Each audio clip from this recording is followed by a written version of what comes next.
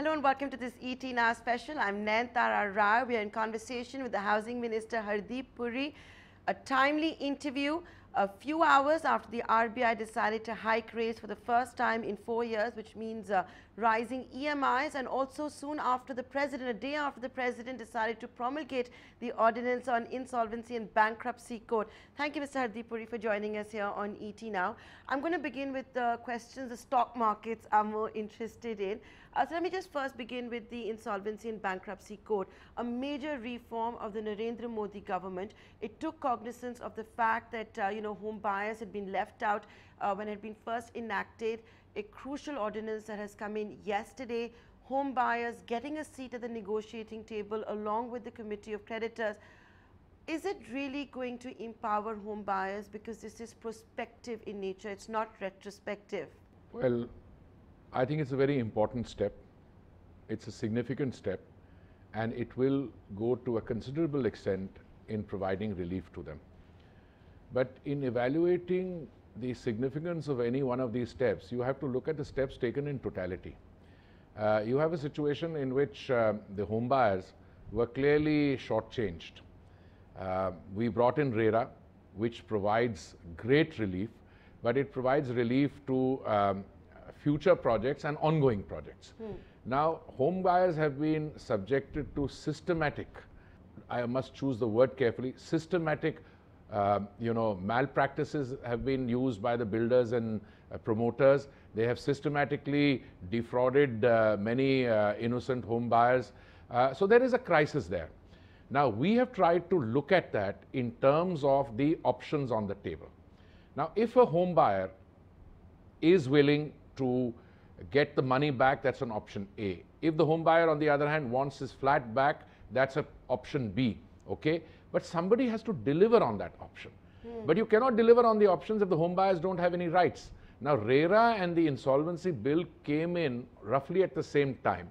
So you did not have a situation as to how one accommodated the other. So the ordinance is very helpful in the sense that the home buyers will get financial creditor status. Equally, an individual home buyer who feels that he or she has been defrauded can take the matter to the national NCLT. Okay. Now, in order to give the home buyers relief, somebody has to provide the relief. Okay. Home buyers have to organize themselves. Now, we see the example of a recent case where a big builder, for which the Supreme Court had appointed a resolution. Yeah, exactly. Yeah. You know, one day before the matter came up in court, there were two sets of press conferences. One by the supporters of the promoter, and all by genuine home buyers. The other by the, by those who opposed that promoter. And they all said that they were genuine home buyers. So the limited point I'm making is that the narrative out there for the home buyers is, I think, being vitiated to some extent, because some people are injecting themselves into that narrative, and I'm not sure as to whose interests they are. I want to ask you this question. When you say home buyers are now equivalent to a financial creditor, and this is something the markets will also want to know about. When you look at the committee of creditors and you look at those at the negotiating table, you have one representative from each creditor. Let's say one from SBI, one from Bank of Baroda, one from HDFC.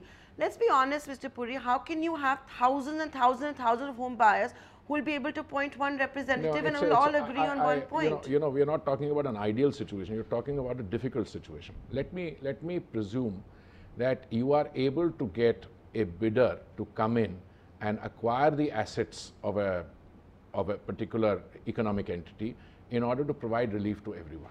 All right. In this particular case that I'm mentioning, you had a press conference prior to that evening, and you had two press conferences, both ostensibly by affected home buyers, both taking different positions. If you have to get relief provided to them, somebody has to take over the asset. That's one option, okay, in which they will buy the assets and then, complete the flats. The other option, of course, within that is that the builders themselves will come and complete the tenements and give them back to the. And the other thing is that somebody else will come in. For all those cases, you need the home buyers to speak with one voice. Mr. Puri, banks have not been able to come together to try and resolve a They bad will- banks- asset. You're talking about thousands of home buyers Then, coming on one voice. I could be tempted to agree with you. If the banks don't come together and the home buyers don't come together, then what is the solution? The solution is that the problem will continue. Look, this is not a problem of my making. Let me be very clear. This is also not a problem of this government's making. But the discussion that we are having now is in the whole philosophy of trying to be part of a solution, okay? Yeah. And trying to encourage a solution. I've had a meeting with the concerned minister in the UP government and the executive of the Noida Authority. I invited both of them for lunch, Shri Satish Mahana and the executive of the Noida Authorities. I have looked at the efforts that have been made there, okay? And I'm not going to comment on them till we have completed the exercise. I'm also asking for a call on the Chief Minister of UP in the next few days. The way I look at it... To come out with a policy for Uttar Pradesh? Hold on. They had appointed a group of ministers, etc. Now, I think that a lot of good would be achieved and we could get a practical result provided we stopped the agitation of an issue in a manner that the agitation itself becomes a counterproductive and scares away the bidders. Let me place something very simple before you.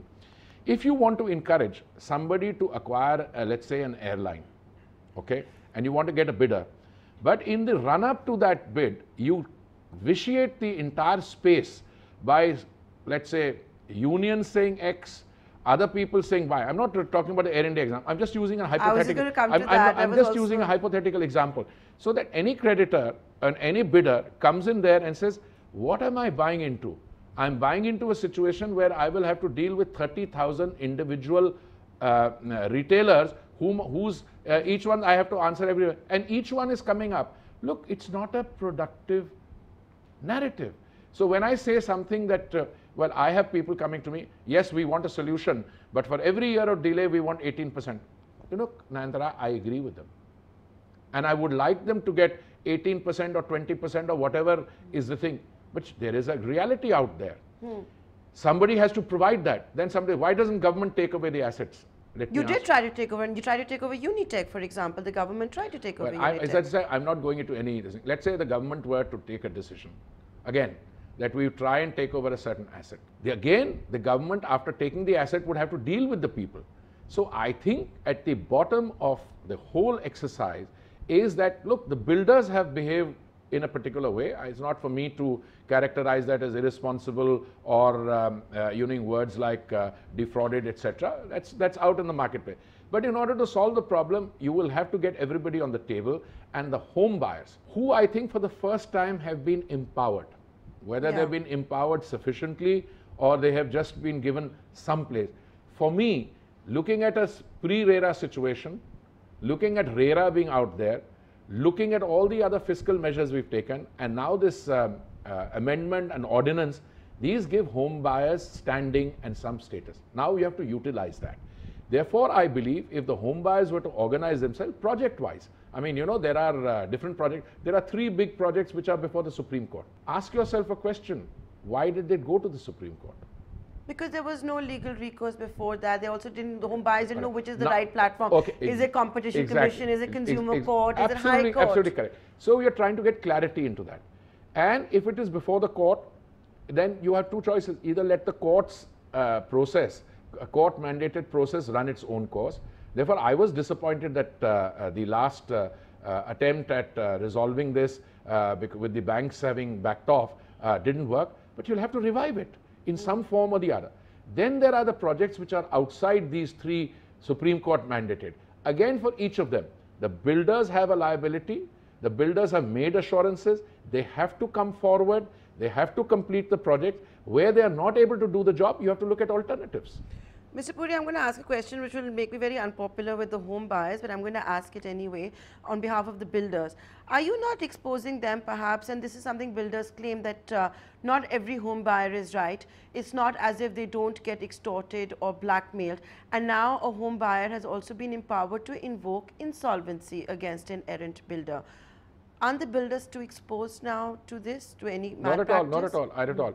I mean, I don't think you would be asking that question if you had your life's investment. You're too young perhaps, but a life's investment in a project. Then at the end of the thing, when you're ready to retire and move into a house, and you find that for the last 10 years you've been duped. Look, I don't think this is the time to say X is right or Y is right. You need resolution.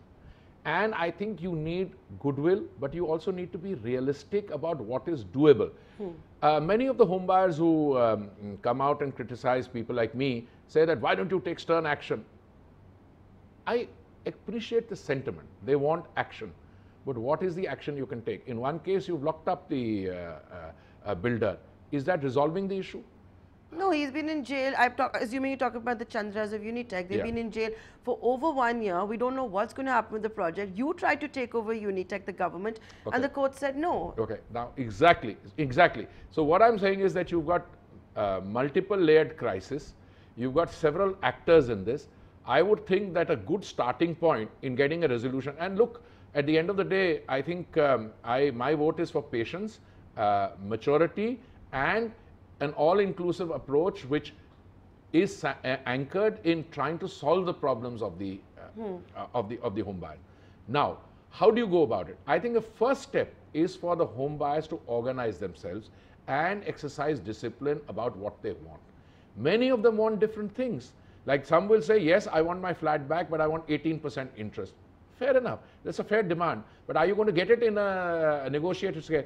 Is there anyone, if the land price, tomorrow if the land prices shoot up and there are big profits to be made, it will be a different situation.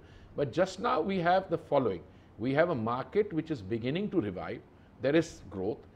You know, the signs of it are faint. It's not going down the market, it's getting up. There are some improvements. Hopefully realization sets in and we'll be able to get both the home buyers and the other stakeholders with a little bit of help from the state governments concerned, UP and Haryana, and try and take this forward. My final question to you before I move on to the stock markets and the RBI is, therefore, and there was no clarity on this yesterday in the press release that was issued after the ordinance promulgation. So from what you're saying, it will require for IBC to work for all the home buyers of one project to speak in one voice. No, you will not allow more than one representative. No, this is my understanding, because you will have a representative there. But what happens? Why did I start with that famous two press conferences?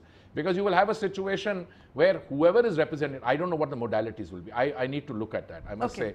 But whoever speaks there on a particular project must have the satisfaction of knowing he or she represents that group. Because today when you look at the social media or you look at the debate in the press, there are different people speaking in different voices, which I appreciate that, because there is agony, that they are troubled, that it's taken 10 years. But look, it has taken 10 years to create that mess. Now you are at the situation with the help of Rera you want and the ordinance and the amendments to the insolvency code that you can resolve that mess. But in order to do that, one has to do it bit by bit, piece by piece, in a systematic manner. I want to now talk about the RBI. You know, this is a government that talks about affordable housing. It talks about housing for all. However, EMIs will perhaps go up after the RBI rate hike. And even before the RBI decision, you had started seeing banks increase base rates by 10 to 15 basis points. Some of the pain you're trying to take away and the RBI trying to take away by increasing the priority sector lending. Is it going to work? You yourself just said we just about started seeing a recovery in the property market. Well, I am reassured by the fact that the loan limit in the cities has gone up from 28 to 35 lakhs. So there's an under priority sector lending. I think that will provide some relief. Also, I think the markets expected the hike. So some of the pain has already been cushioned. I don't know whether cushioning of pain is the correct word, but yes, there will be some impact. But there are a number of other steps that the government has taken for affordable housing. Now, we are required to build something like 11 million homes by 2022. As of 30th May, that is a few days ago, end of last month, we had already sanctioned 47.5 lakh homes, 4.75 million. The demand per month is about 300,000 to 500,000. So, in other words, a target which is 2022, you will probably get done by middle of 2019 or October 2019. So the Which delivery will coincide perhaps with the general elections? No, I don't think so. I don't think so. I think the determinant there is the finance available. When I got the 60,000 crores in the affordable housing fund, that accelerated the pace. Yes. Because the demand is there. And if I think the 60,000 crores is going to run out in a few months' time, we will need a replenishment. So if that happens to be You around, just started the financial year. yes, but you know, if you are sanctioning at the rate of 300,000 to 500,000 homes every month, you know, there is an outflow of money. So I mean, when the first month after we got that money, there was an outflow of 13,000 crores already because there was a pending demand. Yeah. I think in another 7-8 months we'll have to look at that funding. If it coincides with the election, good. I'm happy about that. But it's a program which will continue well after 2019. That's the point I'm making. So you think it's just a mere coincidence? It's a coincidence. It's a coincidence. Even I said the program was devised when it came into being to be running up to 2022.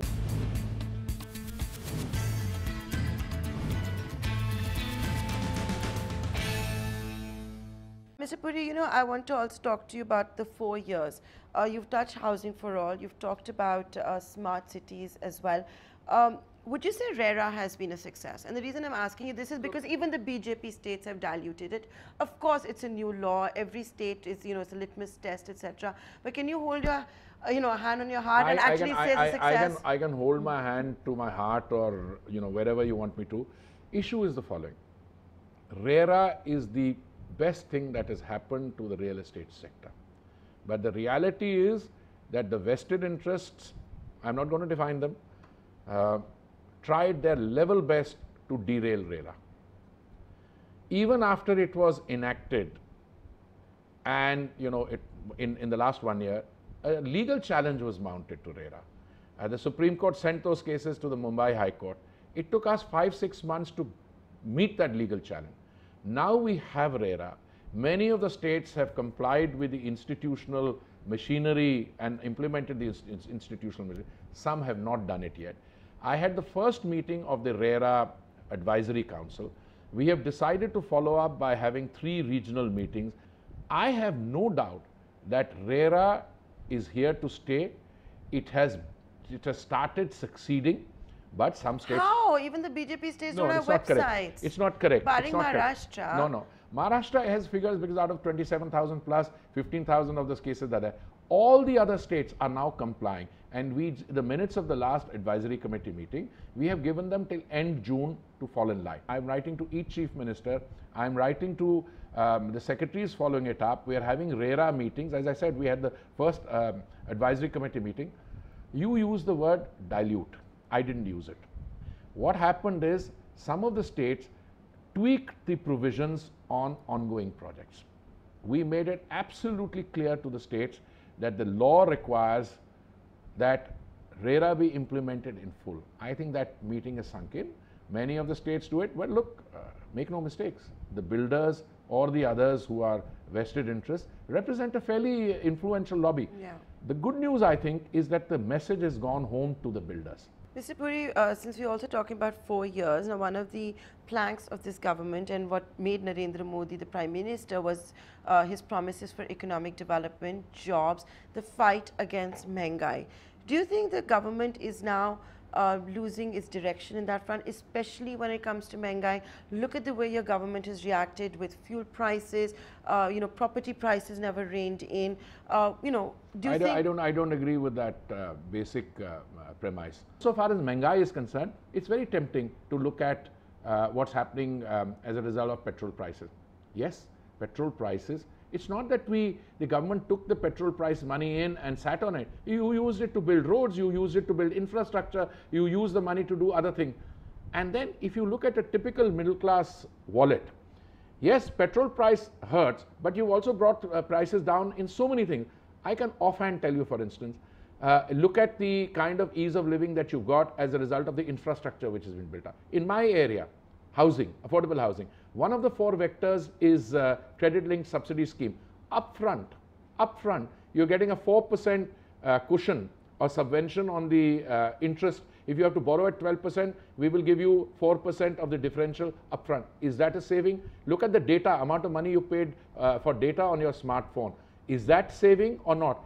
I can then multiply these things. We have built a 14-lane highway which eases traffic here. If the thousands of trucks don't come into Delhi and you got easier thing, are you saving petrol or not? I have we have got 280 kilometers of metro here. Has that brought down expenditure? Mr. Puri, but when you have prices going up, you can't have a 55% markup thanks to taxes. No, it's as simple as that. Let me say there are two fundamental rules that you have to this thing. You have to be able to bring more people into the tax net. We have succeeded in that. Once more people pay taxes, the tax rate can come down. But the situation we had here under the UPA, particularly the policy paralysis of the last few years, was that income tax was almost voluntary. I mean, whether you wanted to pay tax or not. Except for the salary class. People like me, yes, I had tax deducted at source. You had people who were absolutely, I wouldn't use the word filthy rich because I don't like that term, but people who were rolling in money. Did they pay taxes? They were always looking for circumventing the system. Look, you should look at the totality of the system. Jobs are being created. Petrol price, yes, the government is looking at it, but there are several other areas where prices have come down.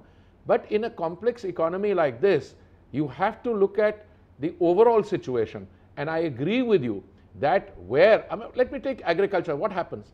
You provide water and you provide irrigation. You get a bumper crop. But you saw the farmers protesting because the price came down. What you need to do ultimately is to put money in the pockets of the farmer, which is exactly what we are doing. You increase production, you have a good crop, value, the price drop. So the farmer is short share. So you're looking at the multiplicity. And how are you going to counter this whole thing of Modi versus the rest? Everybody coming together with just one aim, and that is of defeating Narendra Modi. Well, to begin with, I think it's a sign of their desperation. It's not all of them versus Modi. It's all of them versus the kind of programs that the Prime Minister stands for, the kind of delivery that he is doing on the ground, the kind of but can it beat the arithmetic? Oh, 100%, 100%. I'll tell you something. How do people vote? Well, the simplistic answer is they vote according to their caste or they vote according to their religion, etc. But within that, how do they vote? Well, if for 70 years of your existence as a citizen of free India, you haven't had a toilet, you haven't had a home of your own, you haven't had Bijli connection, you haven't had insurance, you have not had other facilities. When you get these facilities, does that make a difference? I think absolutely. There are 22 crore beneficiaries out there of So you're saying you could, Narendra Modi is coming back in 2019? Well, I'm not saying Narendra Modi is going to be. I'm telling you Narendra Modi government will come back led with the same kind of numbers? I say absolute majority, yes, but I put the figure even higher. But you'll do better than 2014? Oh, absolutely. For the simple reason that the counter narrative to this is just shrill, high decibel level with no program. I mean, I saw Mr. Rahul Gandhi's speech in Madhya Pradesh addressing a farmers rally. Within 10 days of coming, we will waive the loans. That's what they did last time, 78,000 crores, etc. Is that the way to solve a problem? I heard Mr. Chidambaram saying the other day, 25% there should be a petrol cut. Is this serious? A former finance minister who believes in looking at stability of the overall macroeconomic stability, you're suggesting that you want to run the country, the entire economy down? I think this is irresponsible. I think that the government will be judged in terms of the actual delivery of goods and services to the common man. I take your point. But Mr. Puri, my final question to you. In 2014, Narendra Modi had promised this massive fight against black money. Some had even said he promised them 15 lakh rupees in their bank account. Well, I can quarrel with that 15 lakhs because that's a characterization. Look, let me tell you. This government in the 4 years of its existence has succeeded in completely removing corruptions from the upper echelons. Do you ever hear of any scam of the kind that we heard in the in the final phase of the UPA government? I have forgotten the vocabulary, 2G, CWC, God knows how many there were, coal and so on. It's gone. You need behavioral change at the lower levels. And insofar as corruption is concerned, I am a supporter of demonetization. Now, as a result of demonetization, How many more are beginning to pay taxes? Look at the number But of your more. sector is still out of the tax net, No, unfortunately, because it's not part of GST. There is still a lot of black No, money hold on, transactions that take place which in is real my estate. sector? How do you say my sector? Real estate, housing. Real estate is very much in part of the tax net now. Earlier it used to be, 80, 20, 60, 40, etc. And all the ill-begotten wealth in different sectors of the economy used to be put in gunny bags and put there. Look, it's back. Now, Mr. Chidambaram said the other day, but this money has come back. It's come back, but we know whose money it is. Now you can trace it. Look, the fight against black money is also a fight against vested interests. Though you can't say that just because the government has decided to fight the vested interest, it's all hunky-dory. They will put up a resistance at each stage. And look, in fairness. So will you trace the black money and will you go after them? Are you doing it? Well, they are doing it. Let me tell you, the shell companies there, 2000, I don't remember the figure. Yes, they are being looked into. But more than that, look, what is staring you in the face is that the number of people who have filed returns, etc., has gone up suddenly. Will you link Aadhaar with real estate transactions? I've asked you this before. You've asked me this question earlier. I chose to answer it with some qualification. That my personal view is that at the end of the day, after you've given people enough opportunities, I think it's an imperative which is in the logic of events. With that, Mr. Puri, I'd like to thank you very much for taking the time out for eating. Thank you very much. Thank you. Thank you.